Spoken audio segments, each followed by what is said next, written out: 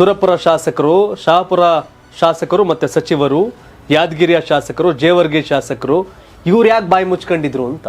Sir ಇವ್ರಿಗೆ ಏನಿದೆ, high command ಕೂಡ ಜನರ ಬಗ್ಗೆ ಭಯ ಇಲ್ವಾ? ಜನರ ಬಗ್ಗೆ ಭಯ ಇಲ್ಲ. ಹೆಂಗ್ ಭಯ ಇರ್ತದೆ ಸರ್? ಹೆಂಗ್ ಭಯ ಇರ್ತದೆ? ಅಲ್ಲಿ ನೀವು ನೀರು ಬಿಟ್ಟರು ಓಟ್ ಹಾಕ್ತಾರೆ ಅಂದ್ರೆ ಅಲ್ಲಿ ಏನಾದ್ರಿ ಆ ಗ್ಯಾರಂಟಿ ಸಿದ್ದರಾಮಯ್ಯ ಸಾಹೇಬ್ರ ಮೇಲೆ ಗೆದ್ದು ಬಿಡ್ತಾರೆ. ತಾಕತ್ತಿದ್ರೆ ಇವ್ರು 4 ಜನಕ್ಕೆ ರಾಜೀನಾಮೆ ಕೊಟ್ಟು ನಮ್ಮಂಗೆ ಇಂಡಿಪೆಂಡೆಂಟ್ ಬಾ ಅಂತ ಹೇಳ್ರಿ, ಬಾ ಅಂತ ಹೇಳ್ರಿ, ಗೆದ್ದಲಿ ನೋಡಮ್ಮ ಸಿಂಪತಿ ಮೇಲೆ. ಇವರೆಲ್ಲ ಆ ತರ ಗೆದ್ದು ಬಿಟ್ಟಿದ್ರೆ ಸರ್ ಈಗ ರಾಜಕಾರಣ ಬಿಟ್ಬಿಡೋಣ ಸರ್. ಆ ರೈತರು ಬೆಳೆಗಳು ಜಾನುವಾರುಗಳ ಕಥೆ ಏನು ಅಂತ ಅಲ್ಲ ಸರ್, ಅಷ್ಟು ರೈತರ ಮೇಲೆ ಪ್ರೀತಿ ಇತ್ತಂದ್ರೆ ಅದೇ ನಮ್ಮ ವಿರುದ್ಧ ಗೆದ್ದಿದ್ರು. ಈ ಪೌರುಷ ಹೈಕೋರ್ಟ್ ಇಲ್ಲಿ ಡಬಲ್ ಬೆಂಚ್ ಹೋಗಿ ಸ್ಟೇ ತರುವಂತ ಪೌರುಷ ತೆಲಂಗಾಣಕ್ಕೆ ಬಿಡಬೇಡಿ ಅಂತ ದಮ್ಮು ತಾಕತ್ ಯಾಕೆ ತೋರಿಸ್ತಿಲ್ಲ ಅಂತ ನಾವ್ ಹೇಳ್ತೀವಲ್ರಿ. ಆ ತೆಲಂಗಾಣಕ್ಕೆ ನೀರು ಬಿಡಬಾರ್ದಂತ ಇವ್ರು ಒಬ್ರು ಹೇಳಿದ್ರು, ಚಕಾರ ಶಬ್ದ ಎತ್ತಿದ್ರು ಅಂತ ತಿಳ್ಕರಿ, ನೀರು ಬಿಡ್ತದಿಲ್ಲ.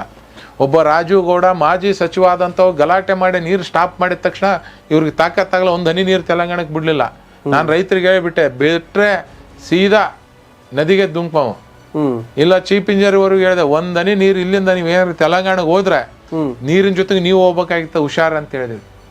ಆ ಕೆಲಸ ಇವ್ರು ಯಾರು ಮಾಡಿದ್ರೆ ಒಂದ್ ಹನಿ ನೀರು ಹೋಗ್ತಿದ್ದಿಲ್ಲ.